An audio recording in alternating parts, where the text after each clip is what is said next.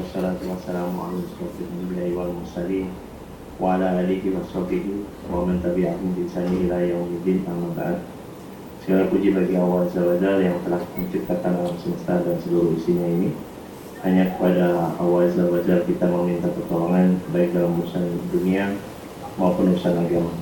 Salawat dan salam semoga tercurahkan kepada Nabi besar kita Nabi Muhammad SAW, dan semoga salawat tersebut disambung kepada istri-istri, anak-anak beliau, para sahabat, serta orang-orang yang mengikuti jejak beliau sampai akhir zaman.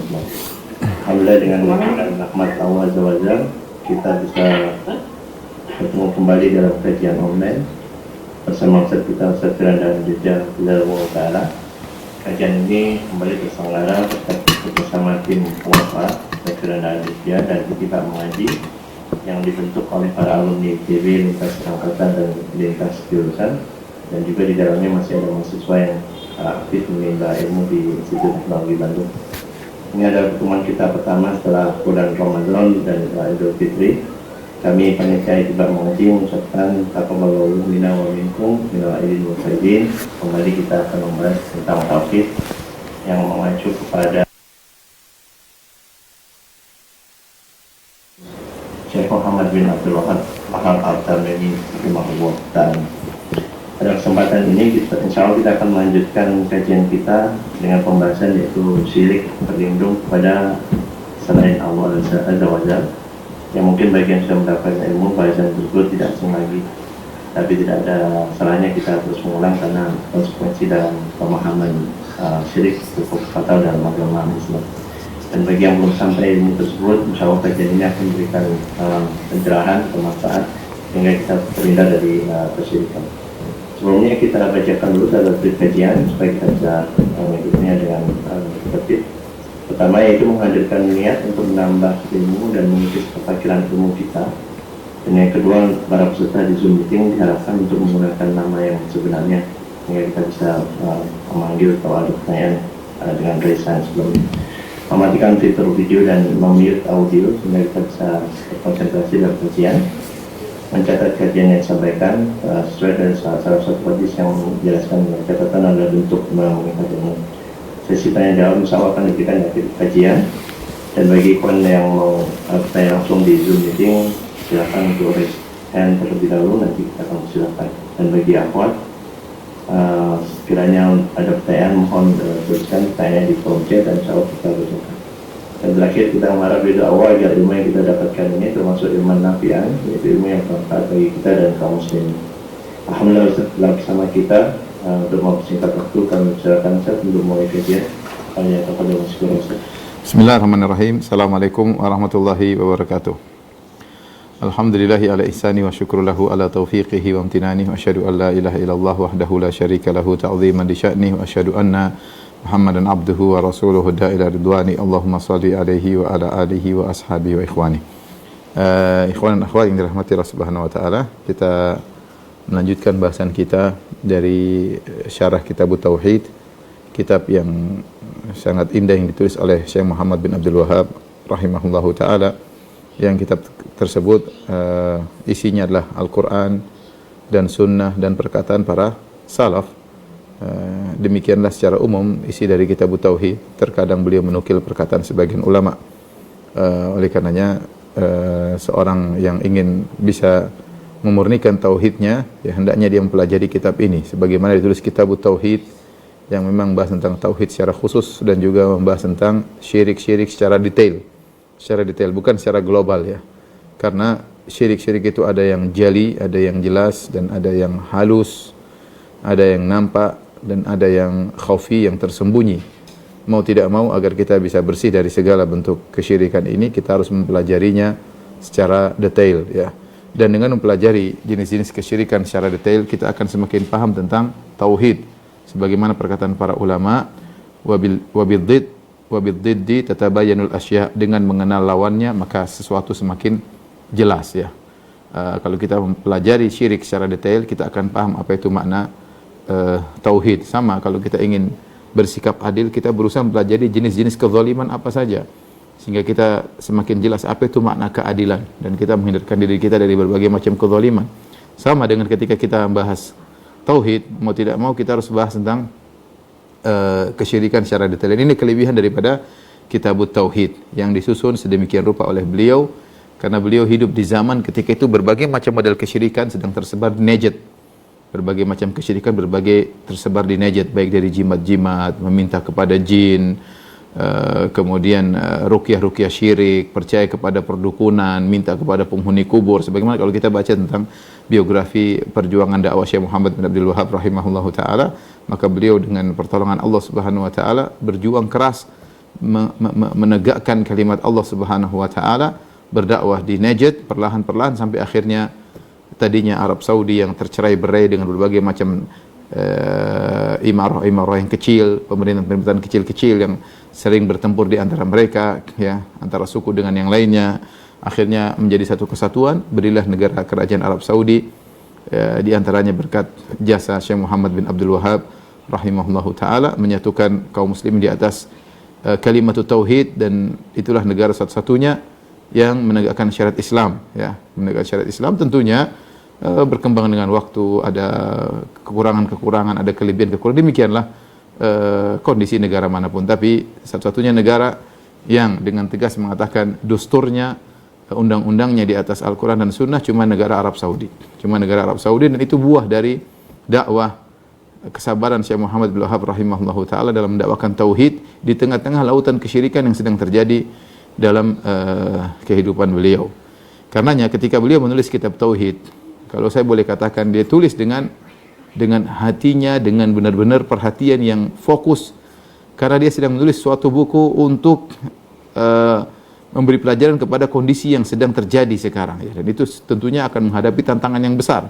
Bagaimana Anda menulis suatu buku yang mengkritiki kondisi yang sedang tersebar di zaman tersebut, ya. Tapi beliau tulis dengan bijak, dengan Al-Quran, Sunnah, perkataan para ulama, Al-Quran, Sunnah, perkataan ahli hadis dan yang lainnya. Sehingga alhamdulillah buku tersebut akhirnya diterima oleh banyak orang, ya, karena dan banyak dihafal, kalau banyak yang hafal, santri-santri banyak yang hafal karena mudah, yang dihafal Al-Quran, Sunnah, Al-Quran, hadis, sehingga orang pun mudah untuk menghafalkannya. Dan pada kesempatan kali ini kita sampai pada salah satu jenis kesyirikan yang beliau sebutkan, yaitu dengan bab minasyirki al-isti'adzatu bi ghairillah. Di antara bentuk kesyirikan adalah meminta perlindungan kepada selain Allah. Di antara bentuk kesyirikan adalah minta perlindungan kepada selain Allah Subhanahu wa taala, ya. Kemudian beliau membawakan dalil seperti biasa, isinya Al-Qur'an dan hadis. Ya, Al-Qur'an dan hadis, ya. Adapun dalil yang dibawakan oleh Syekh Muhammad bin Wahhab rahimahullahu taala, yang pertama firman Allah, wa annahu kana rijalun minal insi ya'udzuuna birijalin minal jinni fazaduhum rahaqa. Sungguhnya ada beberapa laki-laki dari manusia yang minta perlindungan kepada beberapa lelaki dari jin, maka jin-jin itu hanyalah menambah dosa dan kesalahan. Ini ayat yang dibawakan oleh Syekh Muhammad bin Wahhab rahimahullah. Kemudian beliau membawakan satu hadis dari Khawlah bintu Hakim, dia mengatakan, aku mendengar Rasulullah SAW bersabda, man nazala manzilan, barang siapa yang singgah suatu tempat, faqala, kemudian dia berdoa, a'udzu bi kalimatillahi tammati min syarri ma khalaq, aku berlindung kepada Allah, aku berlindung dengan kalimat-kalimat Allah yang maha sempurna, ya, min syarri ma khalaq, dari kejahatan semua makhluk yang Ia ciptakan. Barang siapa yang baca doa tersebut, lam yadurrahu syai'un hatta yarhala min manzilihi dzalik, maka dia tidak akan diganggu dengan suatu pun sampai dia meninggalkan tempat tersebut.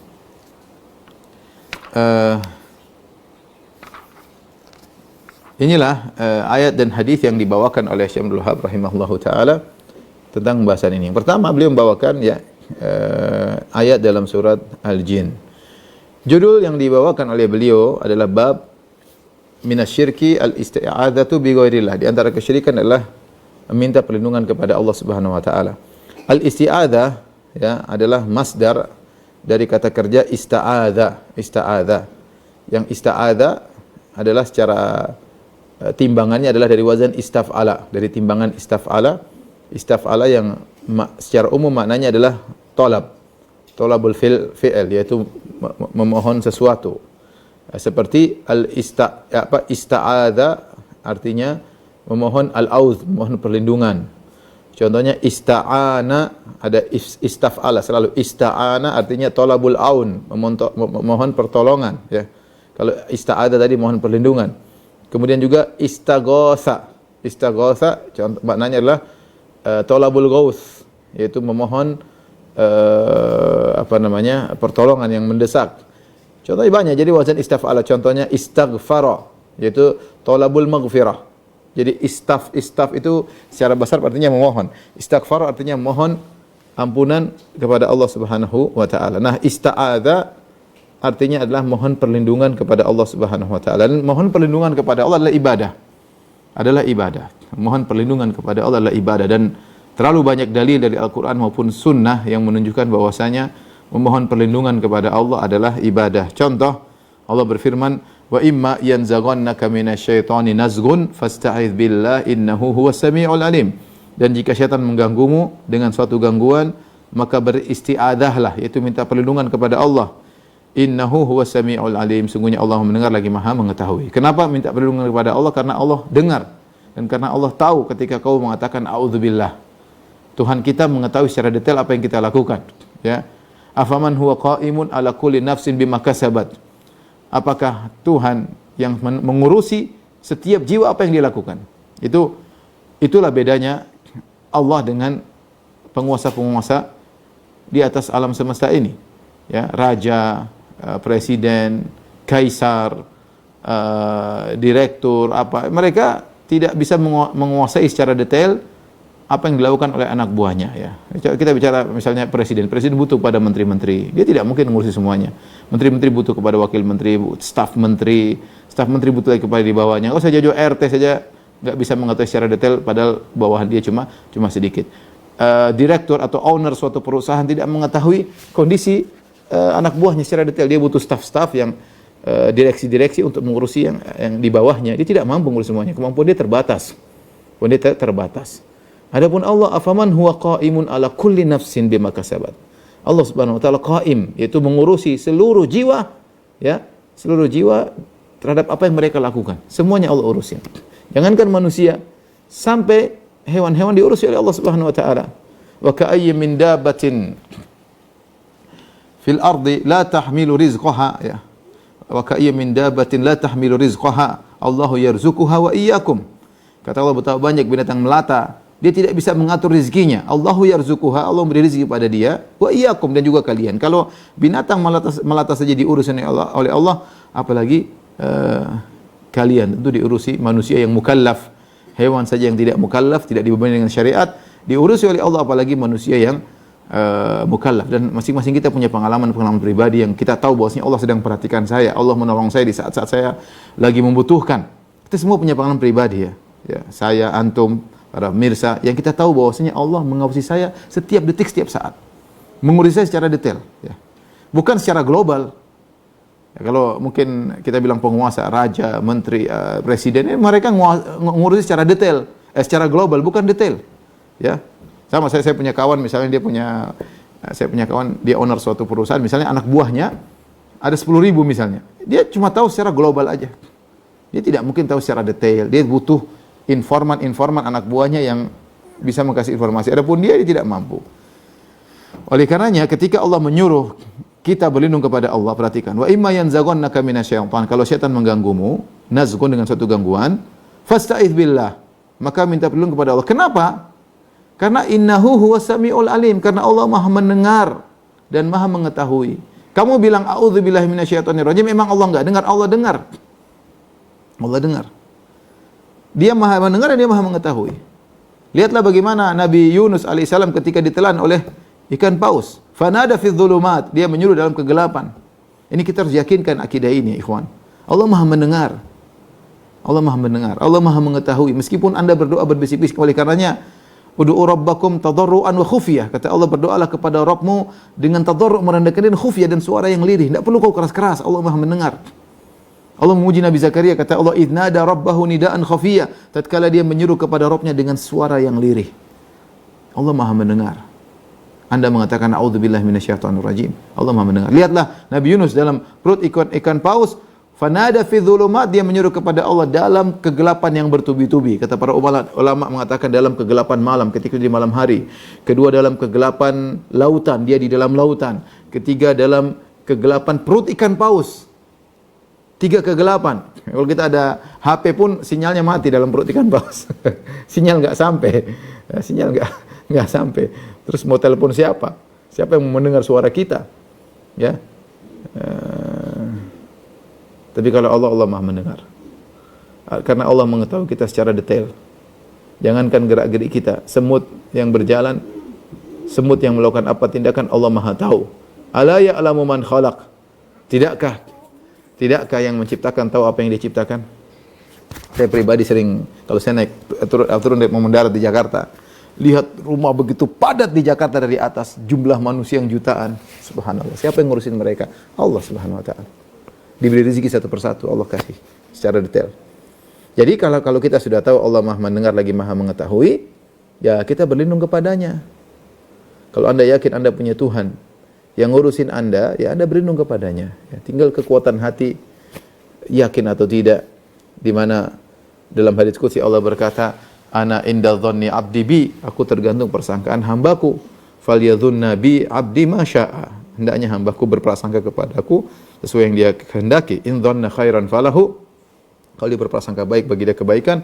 Wa in dhanna syarran falahu, kalau dia berprasangka buruk bagi dia keburukan tersebut. Ini contoh Allah menyuruh kita berlindung kepada Allah.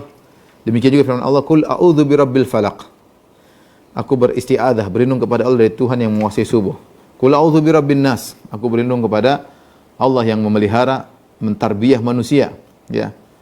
Qul a'udzu bika min qur rabbi a'udzu bika min hamazati syayatin.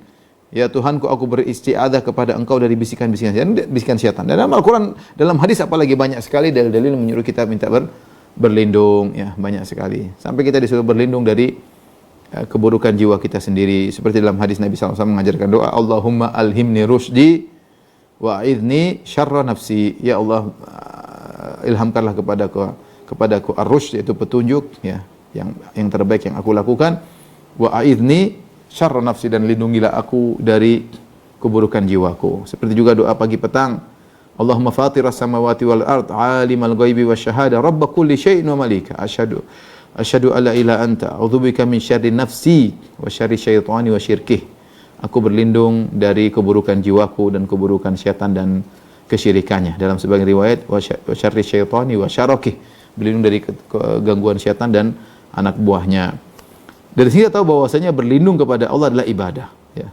Ini salah satu bentuk dari doa. Bukankah doa adalah ibadah? Kata Nabi sallallahu alaihi wasallam, ad-du'a huwal ibadah. Doa adalah ibadah. Ya, dalam satu riwayat hadisnya dhaif tapi maknanya benar, ad-du'a mukhul ibadah. Doa adalah intisari daripada ibadah, dan di antara bentuk doa ada doa minta pertolongan, ada doa minta perlindungan.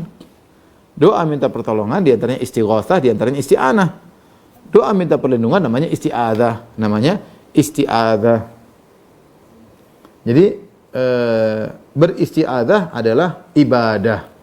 Nah, kapan ibadah tersebut kita serahkan? Di situ ada tawakal hati, ada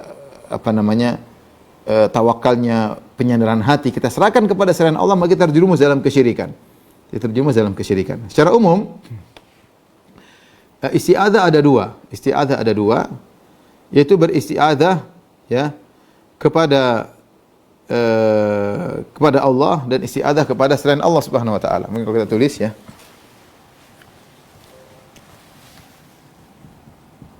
Al-isti'adzah, minta perlindungan.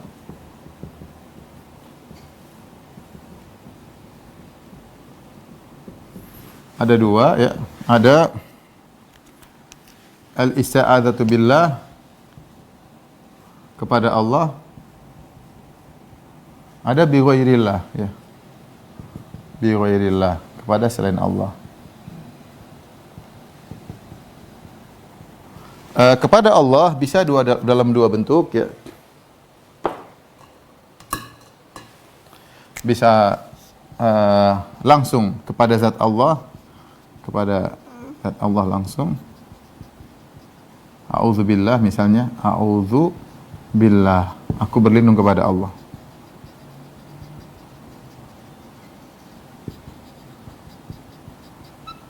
atau dengan sifat-sifat Allah, atau kepada dengan sifat-sifat Allah. Seperti a'udzu bikalimatillahi tammah yang akan kita sebutkan hadisnya. A'udzu bikalimatillah tammah min syarri ma khalaq. Yang artinya aku berlindung dengan kalimat-kalimat Allah. Perhatikan ini, kalimat-kalimat Allah. Aku berlindung dengan kalimat Allah.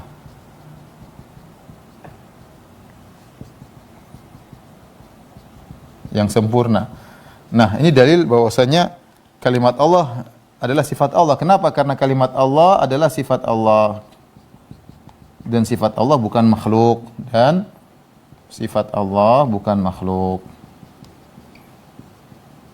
Bukan makhluk. Sehingga kita boleh berlindung dengan sifat Allah Subhanahu wa taala, karena sifat Allah adalah Allah juga ya, ada bagian dari Allah Subhanahu wa taala ya. Allah azali, zat dan bersama sifat-sifatnya ya. Jadi a'udzu bikalimatillahi tammati min syarri ma khalaq, aku berlindung dengan kalimat-kalimat Allah, berlindung dengan kalimat-kalimat Allah. Baik, adapun isti'adzah kepada selain Allah, maka ada dua model. Yang pertama, pada perkara yang mungkin dilakukan, yang mungkin dimampui. Kemudian kepada makhluk yang tidak gaib, dalam kurung hadir. Ya. Ini pada perkara yang mungkin dimampui, pada makhluk yang tidak gaib, dalam kurung dia hadir. Ini yang boleh.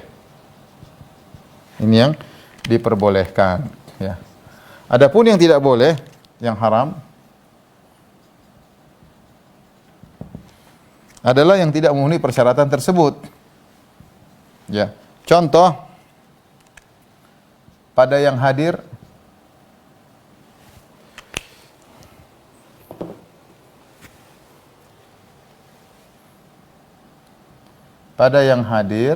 manusia hadir di depannya, namun pada perkara yang tidak dimampui.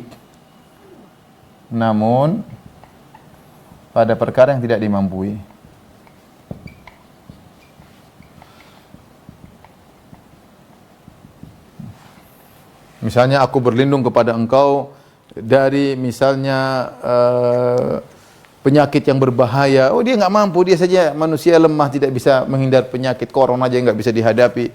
Apa mau dia berlindungan dirimu? Contoh, ini manusia depan kita tapi kita berlindung kepada dia dari sesuatu yang tidak kita mampu. Ini haram dan ini adalah syirik. Contoh lagi misalnya pada yang gaib, berlindung kepada yang gaib.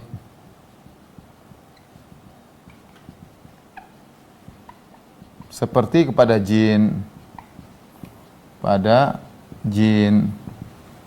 atau ruh-ruh mayat yang sudah mati, ruh-ruh orang soleh misalnya. Ini tidak diperbolehkan, ya. Inilah yang meskipun mungkin jin tersebut mampu,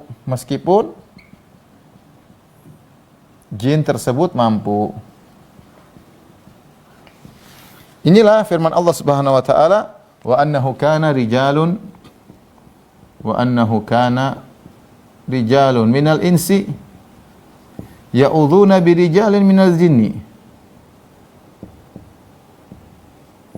Birijalin minal jinni fazaduhum rahaqa.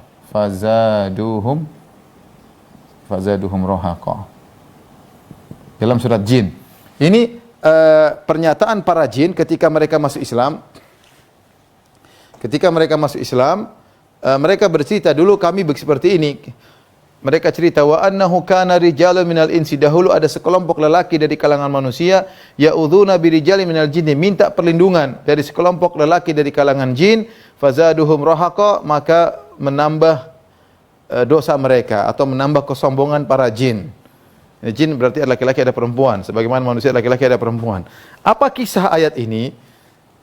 Kisah ayat ini adalah kebiasaan dahulu ada orang-orang Yaman atau saya sebutkan dalam syarah kitab Tauhid ya, atau dari sebagian suku di Arab, dahulu mereka punya kebiasaan kalau mereka mampir suatu tempat lembah yang mengerikan, maka mereka supaya tidak diganggu, maka mereka berkata na'udzu bi sayyidi hadzal wadi min sufahai qaumihi. Dia berkata kami berlindung kepada kepala suku di lembah ini agar anak buahnya tidak mengganggu kami. Dan ketika mereka sudah baca doa ini, minta perlindungan kepada jin, mereka selamat.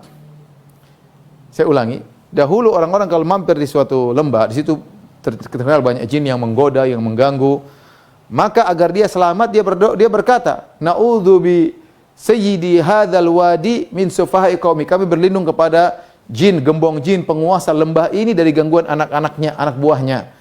Akhirnya mereka tidur nyaman sampai pagi. Kenapa? Karena mereka tidak ada jin satu jin pun yang berani mengganggu mereka. Kenapa? Karena mereka sudah berlindung kepada pimpinan para jin.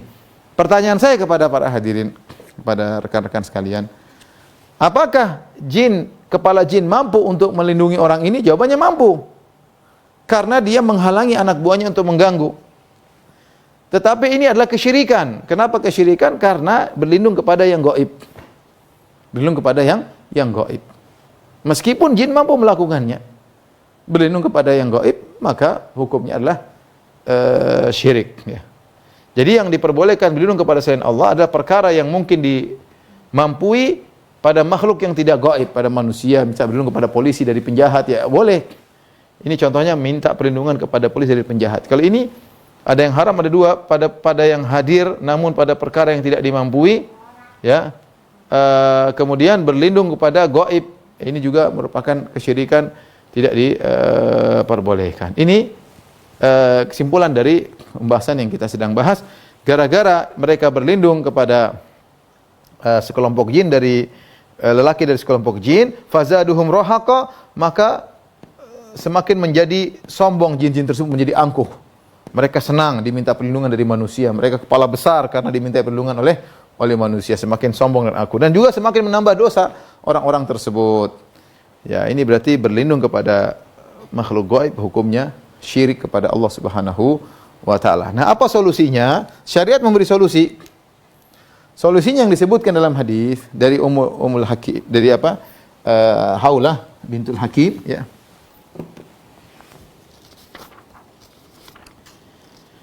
Khawlah binti Hakim, dia mengatakan, aku mendengar Rasulullah SAW bersabda, man nazala manzilan faqala a'udzu bikalimatillahi tammati min syarri ma khalaq. Barang siapa yang singgah pada suatu tempat, kemudian dia berkata, a'udzu bikalimatillahi tammati min syarri ma khalaq, aku berlindung kepada dengan kalimat-kalimat Allah yang sempurna, min syarri ma khalaq, dari keburukan ciptaannya. Ini solusi. Jadi kalau mampir ke suatu lembah, jangan bilang, bos jin, aku berlindung kepadamu, enggak boleh, itu syirik. Ya.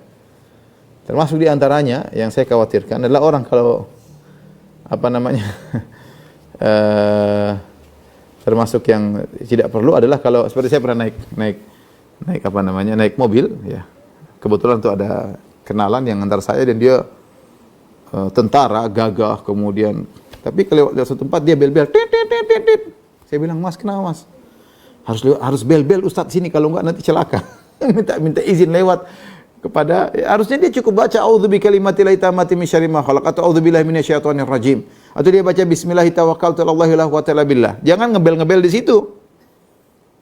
Minta keridhaan jin untuk lewat, ya. Ini tidak perlu. Kita berlindung kepada Allah Subhanahu wa taala.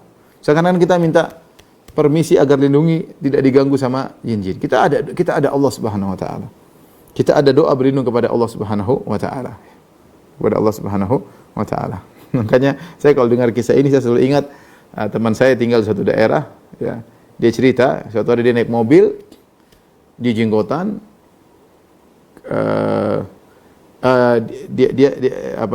dia supir, kemudian yang naik ada orang penyembah berhala. Dia supir Jenggotan, salafi sunnah, yang naik mobil penyembah berhala. Kemudian mereka lewatilah suatu berhala, maka orang yang di belakang gelisah, suruh dia, bel dong, bel. Teman ini yang sunnah enggak, dia tahu bel syirik, enggak mau dia bel. Baca doa saja, ngapain bel. Kata dia cepat bel, kata dia enggak, kata teman ini. Dia cerita langsung kepada saya. Enggak. Enggak. Orang ini gelisah di belakang. Dia takut kualat kalau tidak bel. Sementara teman saya itu takut kualat kalau ngebel. Coba bayangkan, dua hal bertentangan. Satu, takut kualat kalau ngebel, satu takut kualat kalau enggak dibel. Teman saya tidak mau, yang gimana, gara-gara kalau perlu turun ngapain bayar suruh ngebel berhala-berhala. Akhirnya penyembah berhala tadi karena dia ketakutan, akhirnya dia buka jendela, dia bel sendiri, dia bilang pit pit, dia pakai mulut ya biar selamat. Insya Allah berhalanya pengertian. Jadi kita berlindung kepada Allah. Kita bukan nantang-nantang jin, tidak perlu kita nantang jin. Kita sama makhluk, ya. Makhluk, tapi mereka tidak pantas untuk kita ibadahi. Enggak, ya, kita berlindung kepada Allah. Dia punya Tuhan, kita punya Tuhan, sama-sama Tuhannya sama, itu Allah Subhanahu wa taala. Tuhannya adalah Allah Subhanahu wa taala. Makanya kebiasaan ini disebutkan kebiasaan minta perlindungan tatkala tiba di suatu lembah kepada bos jin adalah kebiasaan dari penduduk Yaman. Orang-orang Yaman demikian. Kemudian diikuti oleh Banu Hanifah. Banu Hanifah yang tinggal di daerah Najd, ya. Kemudian kebiasaan ini tersebar di kalangan Arab. Akhirnya orang pada ikut, setiap mau di lembah, mau di mana, mau di gunung, selalu berlindung kepada penguasa jin agar selamat. Ya. Kemudian Islam datang menggantikan itu semua, dan demikian awal kesyirikan dilakukan oleh sekelompok orang. Akhirnya yang lain pada latah ngikut sampai akhirnya tersebarlah kesyirikan. Katanya begini. Awalnya yang melakukan mungkin 1-2 orang. Ya. Dan itu sangat mungkin terjadi, dan bukti banyak terjadi. 1 percaya, 2 percaya, ini semua percaya. Ya. Tradisi ini dulunya tidak ada, satu lakukan, lain lagi, semuanya melakukan. Jika untuk dirubah sulit. Tradisi sudah semuanya melakukan. Awalnya paling 1-2 orang yang melakukan. Sekelompok orang, akhirnya tersebar secara keseluruhan.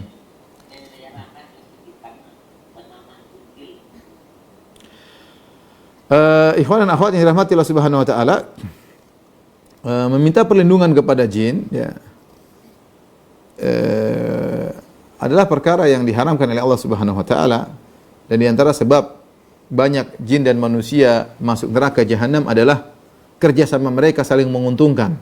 Allah sebut dalam surat Al-An'am ayat 128. Kata Allah Subhanahu wa taala, "Wa yauma yahsyuruhum jami'an." Ketika Allah mengumpulkan mereka seluruhnya, itu jin dan manusia. Ya ma'syaral jinni, kata Allah, wahai jin sekalian, wahai golongan jin. Qad istakthartum minal insi, sungguhnya kalian telah banyak menyesatkan manusia. Wa qala awliya'u minal insi, maka wali-wali mereka, penolong-penolong mereka, kawan-kawan mereka, wali-wali mereka itu kawan-kawan mereka dari kalangan manusia berkata kepada Allah, Rabbana istamta'a ba'duna bi ba'din. Ya Allah, perhatikan, istamta'a ba'duna bi ba'din, kami dahulu di dunia saling memberi manfaat, saling menyenangkan. Istimta' itu memberi kesenangan. Kami beri kesenangan kepada jin, jin beri kesenangan kepada kami. Kami dulu di dunia seperti itu. Wa balagna ajalana alladzi ajjalta lana, lantas kami sampai pada ajal yang telah kau tetapkan bagi kami.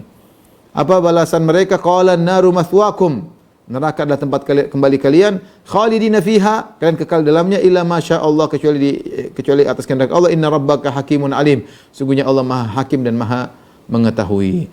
Ternyata di antara sebab mereka masuk neraka adalah mereka saling senang menyenangkan di antara mereka. Istimta' ba'dhum bi ba'dhin, saling menyenangkan. Apa bentuk saling menyenangkan di antara mereka? Kalau kita baca buku tafsir, di antaranya mereka menafsirkan dengan ini. Yang satu minta perlindungan kepada jin, dan jin merasa bangga, makanya fazaduhum rahaqa, semakin menambah kesombongan para jin, mereka merasa bangga ada manusia yang minta perlindungan kepada dia. Jadi ini menyenangkan jin. Senang, ya. Manusia dapat kesenangan, ditolong, tidak ada yang ganggu. Jin dapat kesenangan karena dia merasa ditakuti, kemudian dimintai perlindungan. Ya. Dan ini banyak kita lihat di zaman sekarang, orang-orang yang bermuamalah dengan jin, istimta' ba'dhum bi ba'dhin, saling istamta' ba'dhum bi ba'dhin, saling menguntungkan. Ada istilah kasih mahar, ya, mahar kepada jin, nanti jin bantu kita, yang jin ini, jin melindungi kita, ya. Mungkin pasang jin berapa di rumah supaya melindungi. Semuanya ada timbal baliknya, Dan tidaklah praktik sihir kecuali menggunakan setan-setan untuk timbal balik, ya. Waliyadzubillah. Maka seorang hati-hati jangan kejebak dengan minta perlindungan kepadanya. Dia gaib. Ada yang berkata, Ustaz, kan jin ada jin muslim, ada jin kafir. Kamu tahu dari mana jin muslim dan jin kafir? Lihat KTP-nya atau bagaimana? Atau kamu lihat dia sholat? Zahirnya dia muslim, bagaimana zahirnya yang dia gaib? Gimana zahirnya?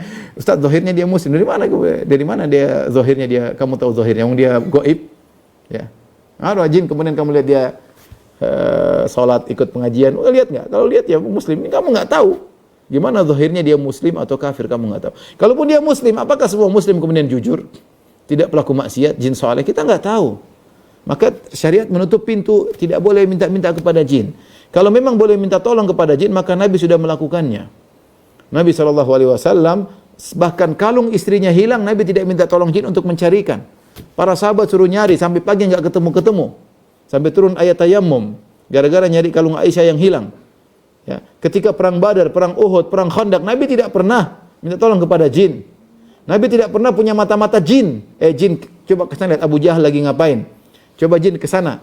Abu Lahab lagi ngapain? Coba jin ke sana. Abu Sufyan lagi ngapain? Ya, tidak ada. Kalau boleh minta tolong sama jin, maka Nabi mungkin punya pasukan jin yang sangat banyak. Oleh karenanya ketika Nabi SAW salat kemudian diganggu oleh jin ifrit, maka Nabi mencekik jin ifrit tersebut. Kata Nabi SAW, "Famakkannani Allahu minhu." Allah membuat aku bisa menangkap dia. Ya, kemudian Nabi cekik sampai Nabi merasakan basahnya lidahnya jin tersebut. Nabi berkata, kalau saya ingin ikat dia di pintu di salah satu tiang Masjid Nabawi agar anak-anak melihatnya, tapi aku fadzakartu doa akhi, dan aku ingat doa saudaraku Sulaiman, di mana Nabi Sulaiman alaihissalam berdoa, habli mulkan la yanbaghi li ahadin min ba'di innaka antal wahhab. Ya Allah, anugerahkanlah kepadaku suatu kerajaan yang tidak boleh seorang pun memiliki kerajaan seperti itu, di mana kerajaan Sulaiman ada keistimewaannya, yaitu dia menguasai jin, kedua menguasai angin. Menguasai jin, kedua menguasai angin. Dan ini tidak boleh ada pada nabi yang lain. Rasulullah SAW bahkan tidak bisa menguasai jin ifrit, padahal sudah ditangkap. Karena tidak boleh, maka Nabi lepaskan. Kemudian datang sebagian orang, saya punya khodam jin lah, saya punya ini jin lah, ada jin pengurus keris lah, jin macam-macam. Ini semua pintu-pintu kesyirikan. Kalau bukan kesyirikan, ada pintu-pintu yang membuka kepada kesyirikan sangat rawan. Dan ini menyebabkan banyak manusia masuk neraka gara-gara ini. Qad istamta'a ba'duna bi ba'din, di mana mereka saling menguntungkan. Jin merasa bangga jika dikasih sajen, diturutin, dihormati, kemudian dia merasa bangga. Apalagi diminta perlindungan, dia merasakan itu kenikmatan bagi dia tersendiri, yaitu sifat jin, senang digituin. Dan manusia mendapat kenikmatan berupa mendapatkan pelayanan, dilindungi dan yang lainnya. Dan itu adalah kesyirikan. Ya. Taib, kita lanjutkan. Adapun hadis tadi, man nazala manzilan faqala a'udzu bikalimatillahi tammati min syarri ma khalaq, barang siapa yang singgah satu tempat lantas dia berdoa, a'udzu bikalimatillahi tammati min syarri ma khalaq, aku berlindung aku berlindung dengan kalimat-kalimat Allah yang sempurna dari keburukan ciptaannya. Di sini berlindung kepada kalimat-kalimat Allah. Kalimat-kalimat Allah adalah sifat-sifat Allah, karena di antara sifat Allah adalah al-kalam. Sifat Allah adalah al-kalam, dan kita boleh berlindung dengan sifat Allah, karena berlindung sifat Allah berlindung kepada Allah. Dan kita boleh bersumpah dengan sifat-sifat Allah. Makanya fa bi izzatika, demi keperkasaan engkau, ya, fa bi rahmatin minal, sumpah-sumpah dengan menyebutkan sifat-sifat Allah Subhanahu wa taala, ya. Diperbolehkan, ya. Oleh karenanya di antara yang diperbolehkan adalah sumpah dengan Al-Qur'an. Sumpah dengan Al-Qur'an, karena Al-Qur'an adalah firman Allah Subhanahu wa taala, ya. Kemudian juga berlindung kepada Allah Subhanahu wa taala. Ini solusi yang diberikan oleh syariat jika seorang mampir suatu tempat, jangan lupa baca doa agung ini. A'udzu bikalimatillahi tammati min syarri ma khalaq. Ya, aku berlindung kepada kalimat-kalimat Allah yang sempurna dari keburukan yang Allah ciptakan, ya. Al-Qurtubi ketika mengomentari hadis ini, dia mengisahkan bahwa dirinya selalu membaca doa yang dituntunkan oleh Rasulullah ini, selalu baca dia dengan penuh keyakinan. Kalau tinggal satu tempat dia baca doa ini. Dan ternyata makanya kalau kita singgah satu tempat, sehingga di restoran kita baca doa tersebut, nggak tahu ada yang ganggu, ada yang apa, kita nggak tahu. Dan ini umum mencakup makhluk yang mengganggu dari bentuk yang gaib maupun yang nampak, ya. Karena Rasulullah mengatakan doanya adalah a'udzu bikalimatillahi tammati min syarri ma khalaq. Aku berlindung dengan kalimat-kalimat Allah dari keburukan yang Dia ciptakan, dan ini umum. Rasulullah mengatakan lam yadurruhu syai'un hatta yarhala min manzilihi dzalik. Dia tidak akan ditipan kemudaran sampai dia meninggalkan tempat tersebut. Jadi disunahkan kalau kita mampir suatu tempat kita baca doa tersebut, entah di restoran kayak, entah di hotel kayak, entah di mana lagi satu tempat. Jangan lupa a'udzubika kalimatillahi tammati min syarri ma khalaq. Kita enggak tahu godaan datang atau gangguan datang dari mana. Apakah dari makhluk halus atau makhluk yang kasar kasat mata ya. Al-Qurtubi mengatakan beliau selalu membaca doa yang dituntunkan oleh Rasulullah ini dengan punya keyakinan, dan ternyata beliau memang tidak pernah tertimpa apapun di setiap tempat yang ia singgahi, sampai suatu saat beliau singgah suatu tempat, kemudian dia disengat oleh seekor kalajengking. Baru dia ingat, rupanya dia lupa baca doa tersebut, lupa baca a'udzu bikalimatillahi tammati min syarri ma khalaq. Inilah ikhwan dan akhwat rahmatillah subhanahu wa taala yang saya sampaikan pada kesempatan kali ini. Di antara tauhid adalah berlindung kepada Allah Subhanahu wa taala, di antara kesyirikan adalah berlindung kepada selain Allah Subhanahu wa taala. Kalau yang bertanya saya persilakan. Allah taala alam bisawab. Jazakallah Ustaz Barakallahu Fik atas kajian yang telah sampaikan. Alhamdulillah kita telah menemukan beberapa dalil itu dari surat Jin dan juga dari hadis yang telah disampaikan. Ada beberapa pertanyaan yang sudah masuk Ustaz. Untuk sementara kita bisa sampaikan ada satu dari peserta yang ada di Zoom yang sudah raise hand. Tafadhal akun Arif untuk saya langsung. Assalamualaikum Ustaz. Waalaikumsalam warahmatullahi wabarakatuh. Jazakallah khairan, barakallahu fiik. Wa fiik. Ustaz, sehubungan dengan ibu anak yang baru wafat 1 bulan Ustaz. Ya, Ini alhamdulillah. ada beberapa pertimbangan dalam keluarga Ustaz. Jadi pertanyaannya agak sedikit 3 mungkin, tapi Anda jadikan satu-satu dengan izin Dodi tadi. Ya, silakan. Yang pertama Ustaz, pertanyaannya, jika seorang muslimah meninggal, rohnya berada di mana?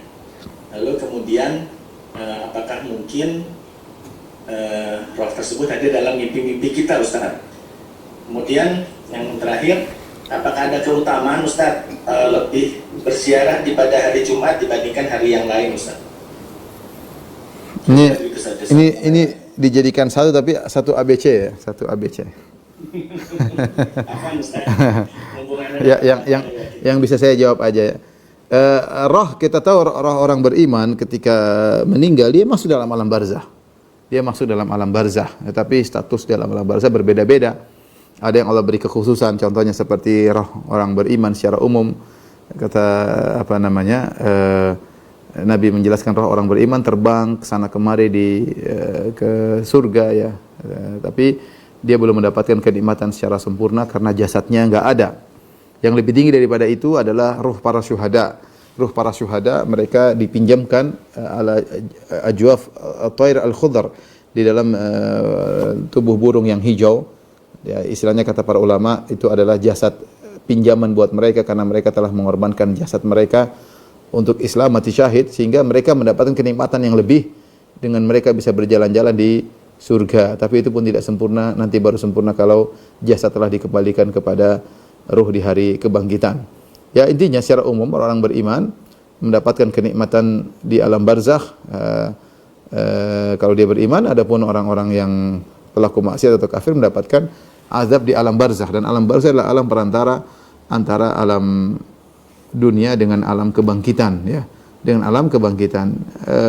Siapapun yang meninggal akan masuk dalam alam tersebut ya. Ini suatu dimensi yang lain yang mungkin kita tidak bisa pahami.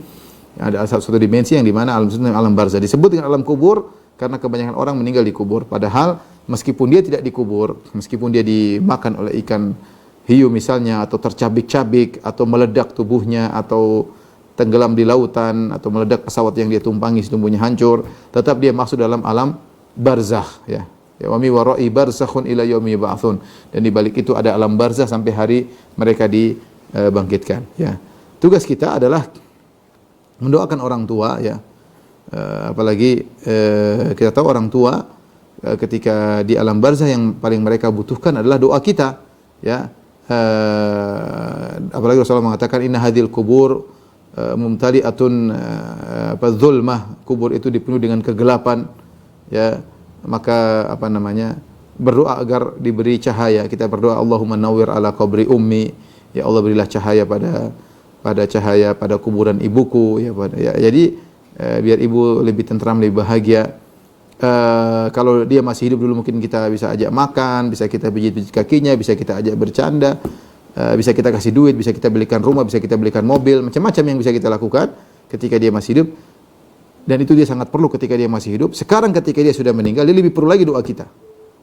Lebih perlu lagi dengan doa kita, karena ini berkaitan dengan kenyamanan dia di alam barzakh. Maka anak-anak yang berbakti hendaknya banyak mendoakan orang tua ya. Adapun berikutnya mengenai pertemuan arwah melalui mimpi, wallahu a'lam bishawab ya. Itu butuh dalil khusus ya. Kalau hikayat-hikayat ada ya, tapi kalau dalil khusus bahwasanya bisa bertemu dengan orang tua di alam barzakh dengan mimpi, wallahu a'lam, saya tidak tahu ya. Saya tidak tahu, wallahu a'lam. Selanjutnya, Apa Ustaz untuk hari Jumat? hari Jumat ziarah khusus saya tidak tahu dalilnya. Saya tidak tahu dalil mengkhususkan hari Jumat. Secara umum kita disuruh ziarah kubur kapan saja. Adapun pengkhususan hari Jumat saya belum tahu ya. Kalau dalilnya sahih kita terima, tapi saya belum pernah baca bahwasanya dianjurkan berziarah kubur pada hari Jumat. Mungkin keterbatasan ilmu saya, tapi saya tidak tahu. Kalau memang ada dalilnya, ini adalah hal yang berkaitan dengan syariat, lebih utama hari ini atau hari yang lain. Dalilnya ada, kalau nggak ada ya berarti terbuka umum kapan saja seorang dianjurkan untuk ziarah kubur. Dan ziarah kubur bisa pagi hari, bisa sore hari, bisa malam hari, di mana Rasulullah SAW pernah ziarah kubur, disuruh oleh Jibril untuk menziarahi kuburan Baqi di malam hari ya. Untuk menziarahi kuburan Baqi di malam hari. Jadi boleh ziarah kubur di malam hari ya. Memang kalau Indonesia kadang-kadang konotasinya orang takut lewat kuburan ya. Apalagi ziarah malam hari, khawatir ada si manis jembatan Ancol muncul di depan ya. Atau Nyi Blorong atau yang lainnya ya, mak lampir kali. Karena banyak khurafat-khurafat yang tersebar. Wallahu a'lam bishawab. Jadi Baik. kalau di makam sebaiknya kita hanya membacakan doa Ustaz. Kalau kita bercakap-cakap tidak mendengar kan Ustaz jenazahnya? Ada datang dalam hadis, tapi hadis ini pertanyaan yang kedai ya, A B C D. Mohon maaf kepada yang lain ya untuk untuk ngantri sebentar ya. Ada dalil bahwasanya jika seorang yang dikenal oleh penghuni kubur ketika di dunia, jika mengucapkan salam kepada orang tersebut penghuni kubur, maka dia akan mengetahui hal tersebut. Maka ini berkaitan dengan apakah orang yang dikubur mendengar orang yang memberi salam kepadanya. Hadis ini datang disebut oleh Ibnu Abdul Bar, namun hadis ini dinilai dhaif oleh Syekh Albani rahimahullahu taala karena dalam perawinya ada seorang rawi yang majhul ya, atau beberapa rawi yang majhul, sehingga hadis ini dhaif. Tapi kalaupun dia sahih, maka dia adalah sebagaimana disebut oleh Ibnu Taimiyah, Ibnu Qayyim menyebutkan hadis ini, maka dia adalah pendengaran yang khusus kepada orang yang pernah dikenal oleh penghuni kubur, dan khusus ketika dia menzarahi, dan khusus ketika dia menjawab salam. Bukan dia dengar semua omongan dia, tapi ketika dia memberi salam, Allah memberikan semacam kenikmatan pada dia, dia mendengar ini salam orang yang saya kenal. Artinya kalau ada orang lain yang tidak pernah dia kenal memberi salam, dia tidak dengar. Tapi Allah mengkhususkan dia mendengar salam dari orang yang pernah dia kenal, khusus mendengar salam tersebut. Karena dalam alam gaib, dalam alam barzah ada pendengaran khusus. Contohnya seperti dalam hadis disebutkan orang yang sudah dikubur, dia akan mendengar Qur'ani alihim, dia mendengar suara sandal orang-orang yang meninggalkan kuburan. Tidak mendengar seluruhnya, tapi mendengar itu saja ya. Ya, tidak mendengar, dia coba mendengar, tidak mendengar mereka ngomong apa, enggak. Allah, Nabi sebutkan khususkan dia mendengar suara sendal ketika beranjak meninggalkan kuburan. Jadi ada pendengaran khusus yang Allah berikan terhadap mayat tersebut. Tapi tadi hadis tadi diperselisihkan oleh para ulama. Saya lebih condong hadis tersebut dhaif. Tapi mau dia dengar enggak dengar, kita datang kita doakan bermanfaat bagi dia. Ya, bagi kaum muslimin, dia dengar enggak dengar, doa kita, salam kita ya bermanfaat bagi mereka. Wallahu a'lam bishawab.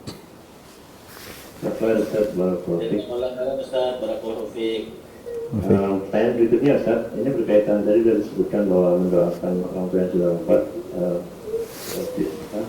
bisa tidak mendengar doa kita mau anak. Ada pertanyaan berikutnya yang tentang doa, yaitu bila ada orang yang berdoa ingin mendapatkan anak lagi dengan mendetilkan doanya Ustaz, apakah jika diberikan keturunan lagi menjadi anak soleh sehingga menjadi tabungan kelak di akhirat, dibolehkan berdoa seperti demikian Ustaz yang berkaitan dengan doa. Itu sebenarnya tidak bukan detail, itu boleh-boleh saja ya. Itu sama dengan Rabbi habli minas solihin. Anugerahkan anak soleh, sudah. Kan dimintanya anak soleh. Tapi apakah Allah kabulkan anak soleh atau enggak urusan itu. Itu doanya Nabi Ibrahim. Rabbi habli minas solihin. Ya Allah anugerahkanlah kepadaku anak-anak soleh, dan Allah kabulkan. Sama kita bilang ya Allah berikanlah aku anak soleh. Enggak apa-apa ya. Atau ya Allah kalau enggak soleh enggak usah kasih saya anak. itu agak repot itu. Kita doa saja ya Allah anugerahkan anak soleh. Ya, kita enggak tahu dia soleh muncul langsung soleh atau soleh belakangan. Pokoknya doa saja ya Allah anugerahkan anak soleh. Karena terkadang kesolehan itu muncul belakangan. Ada badung-badung awal kemudian terakhirnya apa? Soleh, masya Allah. Dan itu banyak orang seperti itu. Ada yang soleh depan-depan belakangnya badung, itu yang kita enggak mau ya. Yang itu kita tidak mau. Jadi tidak usah detail-detail aja berdoa ya Allah anugerahkan anak soleh yang bisa mendoakan aku setelah aku meninggal. Tidak apa-apa, itu enggak ada masalah. Karena itu intinya anak soleh pasti begitu, namanya anak soleh pasti mendoakan orang tuanya ketika orang tuanya sudah meninggal. Itu tidak termasuk doa yang detail. Itu yang detail misalnya, ya Allah aku pingin surga yang kalau saya masuk sebelah kanan saya ada istana berwarna putih, kemudian di depannya ada 3 bidadari, kalau maju ke depan lagi ada sebelah kiri istana berwarna kuning. Itu enggak perlu. Pokoknya berdoa minta surga, nanti nikmat yang Allah sediakan lebih bagus daripada yang kau minta, daripada yang kau bayangkan ya. Adapun minta tadi enggak ada masalah. Insyaallah itu detail yang tidak disebut dengan tidak melampaui batas. Yang dilarang adalah kata Rasulullah SAW akan ada suatu kaum yang ya'taduna, mereka berlebihan dalam berdoa. Di antaranya tadi berdoa dengan detail di surga. Adapun minta punya anak soleh yang mendoakan kita berbakti pada orang tuanya, ini bukan perkara yang bukan perkara yang dilarang. Wallahu a'lam bishawab. Ustaz Barkoti, ini kita mulai berkaitan dengan tema yaitu tentang syirikan Ustaz. Pertama dari Oktuna Putri. Assalamualaikum Ustaz. Izin bertanya, ini sering terjadi kalau bilang di tempat yang dikira angkat, misalnya maaf jangan ganggu saya mau lewat, apakah ini termasuk bentuk kesyirikan Ustaz? Iya sama, kita nggak perlu begitu. Kita nggak minta, tapi ini pintu-pintu. Saya tidak mengatakan itu syirik, tapi kita ada permohonan kepada dia ya. Kita permohonan kepada dia. Maaf, jangan ganggu saya. Enggak perlu begitu. Kita baca doa aja, a'udzu bikalimatillahi tammati min syarri ma khalaq. Udah gitu aja. Kita tidak niat mengganggu siapapun, kita ingin dilindungi dari Allah Subhanahu wa taala. Ya. Ngapain kita berbicara dengan yang gaib? Enggak perlu. Ya, kita ada Allah Subhanahu wa taala, kita berlindung kepada Tuhan dia dan Tuhan kita. Allah Subhanahu wa taala. Karena yang ini ya, aku berlindung kepada ya kepada penguasa lembah ini dari gangguan anak buahnya. Ini jelas syirik. Adapun maaf jangan ganggu saya, ini ada khawatirnya kayak ada permintaan ya kepada suatu yang gaib, dan itu kita khawatir membuka pintu-pintu kesyirikan. Maka saya bilang tidak perlu seperti itu. Cukup kita mengatakan bismillahi tawakkaltu 'ala Allahi billah, atau Allahumma a'udzubika an adil au udhal au azil au uzal au azlim au uzlam au jahal alayya, atau kita berkata a'udzubika kalimatillahi tammati min syarri ma khalaq. Kemudian tidak perlu macam-macam seperti itu. Wallahu a'lam bishawab. Ini berkaitan dengan surat Al-Jin Ustaz. Mungkin bisa kita temukan dua pertanyaan karena sama-sama tentang surat Al-Jin. Yang pertama yaitu, apakah benar kalau kita membaca surat Al-Jin 3 kali maka jin akan menampakkan diri? Karena ini Anda mendapatkan informasi ini dari Ustaz yang ada di tempat Malaysia. Dan yang pertanyaan yang sama tentang surat Al-Jin yaitu, izin bertanya Ustaz, Tante Ana setiap membaca Al-Quran surat Al-Jin, maka di rumah Tante Ana muncul ular. Akhirnya setiap membaca Al-Quran, maka surat Al-Jin dilewat karena takut muncul lagi. Kalau baca ini sudah dicoba dengan Tante dan peristiwa itu muncul berulang-ulang. Bagaimana hukumnya Ustaz? Meyakini surat Al-Jin memberikan beberapa kemungkinan yang terjadi ini Ustaz. nanti kalau baca surat Al-Baqarah muncul sapi, surat Al-Fil muncul sapi, muncul gajah. Surat An-Naml muncul muncul semut. Saya rasa tidak itu ya, mungkin jin terganggu kita baca itu. Sama kita baca surat Al-Baqarah, terkadang setan merasa terganggu. Bukan berarti kita kalau baca itu kita lewat. Enggak, baca aja, bukan sengaja juga kita baca surat Al-Jin, enggak usah. Kita baca pas urutan lagi baca aja. Ular muncul ya kita suruh pergi ya. Suruh pergi atau kita baca doa ya, seperti itu ya. apa namanya, kita bilang as'aluka billah an takhruj, keluarlah engkau, aku mau dengan nama Allah keluarlah engkau misalnya. Tapi tidak usah diyakini hal tersebut ya. Pakai itu jin yang muncul atau ular yang muncul ya, kita normal-normal saja baca Al-Qur'an. Kalau pas baca Al-Jin baca aja, enggak ada masalah. Kalau muncul apa kita hadapi. Jangan kita meninggalkan surat Al-Jin karena takut kepada sesuatu ya. Sebenarnya orang kalau saya baca ayat kursi saya diganggu, ya baca aja enggak ada masalah. Kalau pas waktu baca ya. Kita bukan cari gara-gara, tapi kalau pas lagi waktunya baca kita baca aja normal saja. Adapun mengatakan baca surat Al-Jin 3 kali keluar setan, saya kayaknya pernah baca surat Al-Jin mungkin 3 kali, apalagi saya lagi ngapal dulu, saya ulang-ulang mungkin 2-3 kali, 4 kali, 5 kali, jin enggak muncul-muncul juga. Jadi maksud saya enggak ada dalilnya seperti itu. Enggak ada dalilnya seperti itu. Kita normal-normal saja, enggak usah diyakini macam-macam. Kalau waktunya menghafal ya menghafal, waktunya baca-baca, tidak usah menyengaja baca 3 kali, enggak juga. Cari-cari apa namanya perkara, enggak, kita normal-normal saja dalam kehidupan ini ya. Jin juga makhluk, kita juga enggak usah cari permasalahan, tidak usah angkuh di hadapan mereka, kita sama-sama makhluk. Yang ada aturannya, kita tidak boleh minta perlindungan kepada mereka.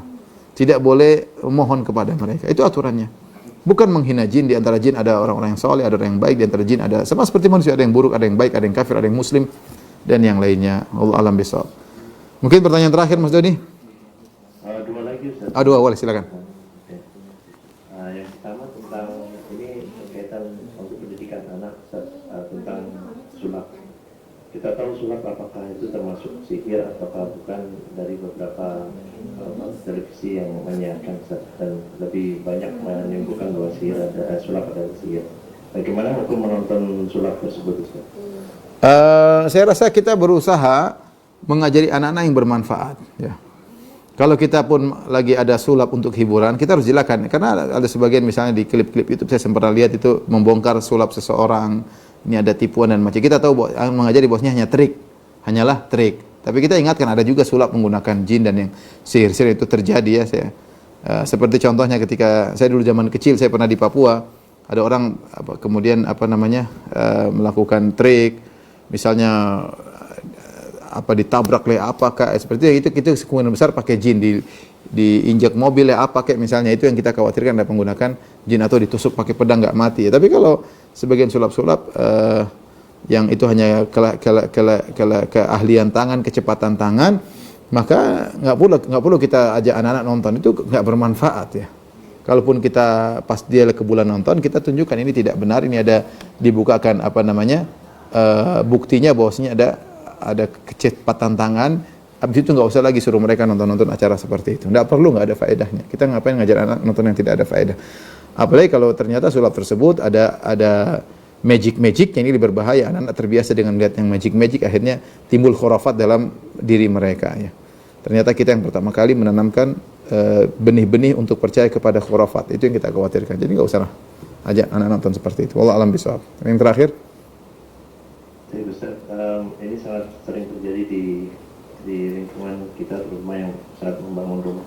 Assalamualaikum Ustaz, ada teman yang waktu itu merenovasi rumah, tukang bangunannya minta izin untuk menggantungkan padi di atas atap rumah. Tapi teman saya melarang, takut tukang tersebut tidak melanjutkan kerja. Bagaimana sikap yang harus dilakukan, dan sekarang rumah tersebut sudah terbangun, apakah nantinya rumah tersebut akan mendapatkan bencana Ustaz? Ya udah, sudah terlanjur istighfar, tinggal rumah diisi dengan ketakwaan itu aja. Bikin pengajian, baca Al-Qur'an, salat malam, tempat silaturahmi. Udah yang berlalu, jangan diulangi lagi. Ini kalau bikin rumah lagi enggak usah kayak gitu-gitu ya. Tapi Allah alam bisawab, demikian saja apa yang saya sampaikan, kalau saya mohon maaf. Wabillahi taufiq wal hidayah. Assalamualaikum warahmatullahi wabarakatuh. Waalaikumsalam warahmatullahi wabarakatuh. Insyaallah Ustaz, Taufik bisa mewakil kepada tim OFA yang telah membuat kajian kita. Alhamdulillah.